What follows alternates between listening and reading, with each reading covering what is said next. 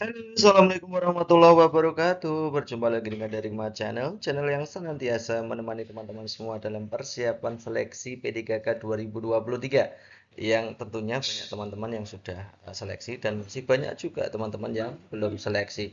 Oke, teman-teman, kita lanjutkan untuk pembahasan kita karena banyak request ya teman-teman. Untuk yang apa itu namanya manajerial sosiokultural ternyata menjadi problem bagi teman-teman. Kalau di tahun-tahun sebelumnya yang menjadi masalah adalah yang kompetensi teknis karena memang di situ banyak pengetahuan yang harus pahami. Kalau yang sekarang teman-teman semuanya dari sejak kompetensi teknis sampai manajerial sosiokultural dan wawancara bentuknya semuanya SJT ya teman-teman ya. Bentuknya semuanya SJT. Jadi semuanya berupa studi kasus. Jadi teman-teman diharapkan untuk bisa menjawab soal-soal SJT tersebut. Nah, kata kuncinya adalah teman-teman harus memahami budaya kerja.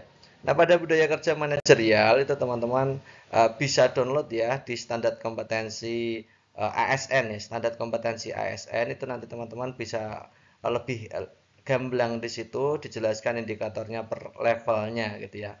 Jadi intinya kalau level 1 itu berhubungan dengan pribadi teman-teman, kalau yang kedua itu berhubungan dengan teman kerja, kalau yang level 3 pimpinan, level 4 pengawas, dan level 5 itu penyelia dan seterusnya gitu ya teman-teman ya. Ini ada 8 teman-teman yang harus teman-teman pahami untuk budaya kerja yang manajerial.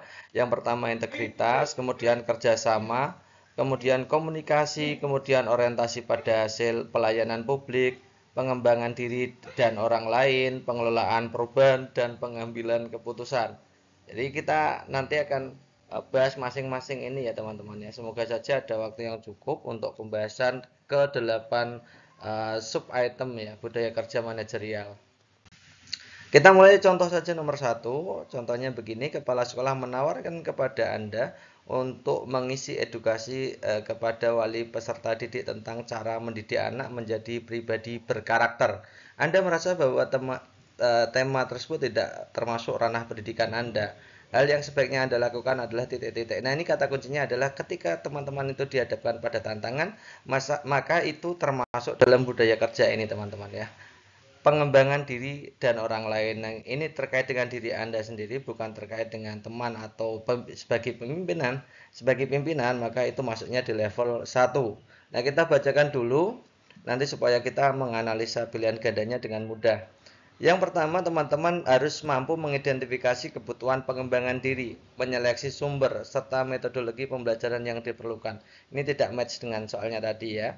Yang kedua, menunjukkan usaha mandiri untuk mempelajari keterampilan atau kemampuan baru dari berbagai media pembelajaran. Ini cocok ya. Karena tadi ada tema baru tidak sesuai dengan pendidikan, maka masuknya di B ini. Yang ketiga, berupaya meningkatkan diri dengan belajar dari orang lain yang berwawasan luas. Nah, oke. Ini 2 dan 3 ini cocok untuk menjawab soal tadi. Kan gitu teman-teman ya. Nah, saya ingatkan kembali teman-teman, kalau ingin teman-teman melihat berbagai indikator yang memang diujikan di manajerial sosiokultural, teman-teman bisa download di standar kompetensi ASN gitu ya. Cari di situ, nanti tinggal di-download bentuknya PDF. Di situ diterangkan tentang level-levelnya gitu ya. Oke, langsung saja kita analisa dari A sampai D ini yang menunjukkan bahwa teman-teman itu punya kemampuan pengembangan diri yang baik yang mana. Yang A mengusulkan untuk mengalihkan ke guru lain, berarti ini tidak cocok ya, ini tidak wujud dari pengembangan diri. Yang B berterus terang bahwa tidak menguasai materi tersebut karena beda bidang pendidikan ini juga tidak sesuai. Yang C menyanggupi dan segera mencari materi dari buku, artikel manapun, informasi lain yang relevan. Ini cocok sekali. Ini bagi teman-teman itu mau belajar. Gitu. Yang D menyetujui namun meminta waktu persiapan lebih lama. Itu jadi yang paling bagus pasti yang opsi C. Empatnya di sini. Yang D ini setuju juga. Skornya 3 berarti. Yang skornya 2 antara A dan B bagusan mana ini? Bagusan yang B ini. Berterus terang saja dulu bahwa ini tidak sesuai. Ini meskipun itu tidak mengindikasikan bahwa teman-teman itu tidak memiliki kemampuan pengembangan diri, tapi yang lebih parah yang A. Ini tidak ada niat, tidak ada kemampuan. Ini ya, A ini skornya paling rendah gitu ya teman-teman ya. Oke, kita lanjutkan ke soal berikutnya. Nanti teman-teman sambil menebak kira-kira ini masuknya di budaya kerja apa, indikatornya apa. Nah, pada hari sekolah, Bu Ani seringkali terlambat datang ke sekolah tanpa alasan yang jelas. Nah, suatu hari Anda bersama Bu Ani bertanggung jawab mendampingi peserta didik yang mewakili sekolah dalam upacara Hari Pahlawan di Balai Kota. Untuk menjamin kelancaran keikutsertaan sekolah pada upacara yang Anda lakukan adalah titik-titik. Nah, teman-teman, soal mudah seperti ini kata kuncinya ada keterlambatan di situ, terlambat atau tidak mengerjakan tugas itu berarti hubungannya dengan integritas. Gitu ya. Coba kita lihat ya budaya kerja integritas. Nanti supaya kita dalam menganalisa pilihan gandanya itu mudah sekali gitu ya. Nah, tentang integritas karena ini hubungannya dengan teman ya. Karena berhubungan teman maka masuknya di level 2. Nah, Anda sebagai teman harus bisa mengingatkan rekan kerja untuk bertindak sesuai nilai, norma, etika organisasi dan seterusnya. Kemudian mengajak orang lain untuk bertindak sesuai etika. Jadi selain mengingatkan juga berani mengajak. Yang kedua, menerapkan norma-norma secara konsisten dalam setiap situasi.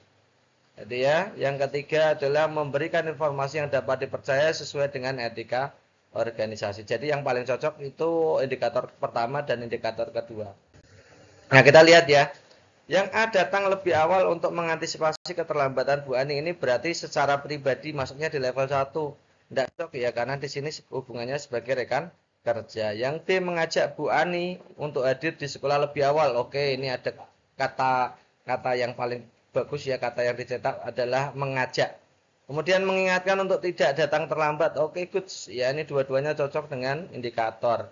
Yang C mengingatkan kembali jadwal, ini ada mengingatkannya, bagus, ini cocok dengan indikator. Yang D mempercayai Bu Ani mampu mengatur waktu dan tidak datang terlambat, ini tidak ada hubungannya sama sekali. Jadi kalau kita lihat berarti antara B dan C bagusan B. 4-nya di sini, 3-nya di C, 2-nya di A, yang paling buruk yang D. Itu ya teman-teman ya. Oke, next berikutnya. Soal berikutnya, tahun ini sekolah Anda hanya meraih juara harapan 2 pada peringatan HUT Pramuka ke-61 di Kabupaten Anda. Padahal peserta didik dan guru pendamping telah mempersiapkan diri agar mampu mempertahankan juara umum pada tahun sebelumnya. Hal ini membuat mereka kecewa dengan hasil yang diperoleh. Tindakan yang Anda lakukan adalah titik-titik. Ini terkait juara, prestasi dan seterusnya. Ini berarti tentang ini teman-teman ya, tentang orientasi hasil. Nah, di orientasi hasil ini kita lihat ya indikatornya, menetapkan target kinerja unit yang lebih tinggi dari target yang ditetapkan. Oke. Yang kedua, bisa memberikan apresiasi dan teguran untuk mendorong pencapaian hasil unit kerjanya. Jadi cocok yang dua ini cocok dengan tadi ya, pilihan gandanya tadi ya. Yang ketiga, mengembangkan metode kerja yang lebih efektif, efisien untuk mencapai target. Oke, ini juga cocok. Jadi 2 dan 3 ini cocok untuk menjawab tadi. Oke, kita analisa ya yang cocok dengan indikator 2, 3 itu yang mana. A, menyalahkan guru. Menyalahkan guru itu di skip aja lah. Menyalahkan peserta didik juga di skip aja. Memberi apresiasi berarti cocok dengan indikator tadi gitu ya. Memberi apresiasi terhadap pencapaian dan motivasi agar mendapat juara umum di tahun berikutnya. Yes, ini bagus sekali.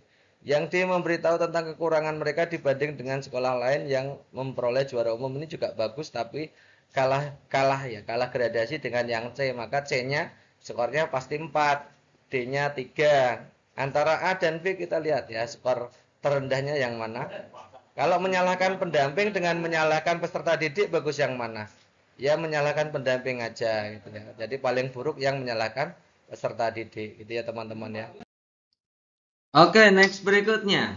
Anda meminta hubungan yang baik. Anda memiliki hubungan yang baik dengan Pak Adi semenjak menjadi rekan tim pengajaran. Selama bekerja sama Pak Adi sering kali keluar sekolah untuk menyelesaikan urusan pribadi.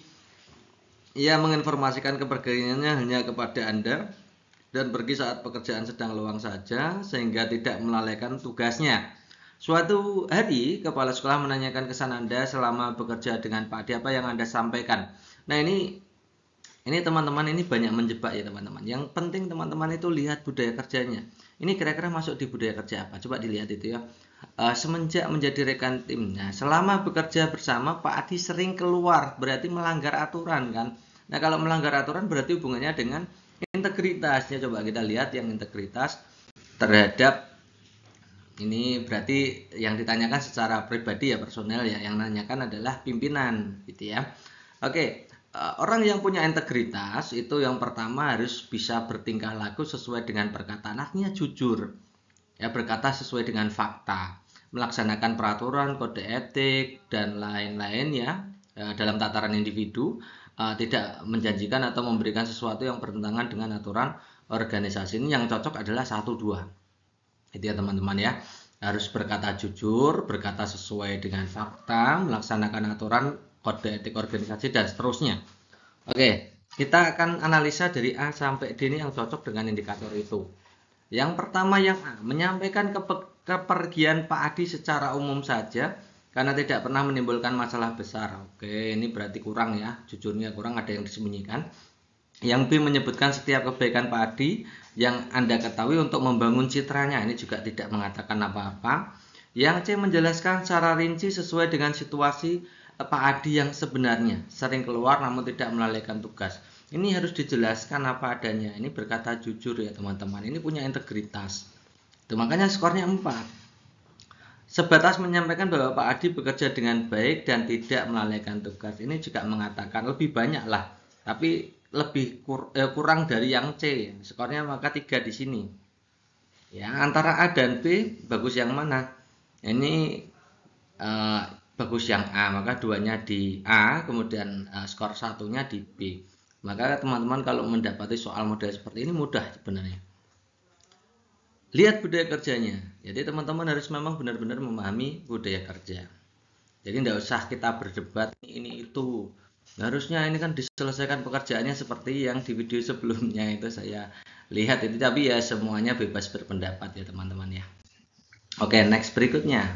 Pak Victor memiliki jadwal mengajar di jam kedua setelah upacara. Pagi itu sesampainya di sekolah ia dipanggil oleh pimpinan untuk dapat meluangkan waktu sekitar pukul jam 8 untuk membicarakan asesmen awal secara massal di sekolah yang sudah termasuk hal urgent. Yang sebaiknya Pak Victor lakukan adalah titik-titik. Ini coba teman-teman lihat ini ya. Punya jadwal mengajar, diminta untuk ikut rapat. Padahal tugas kita adalah mengajar. Ya.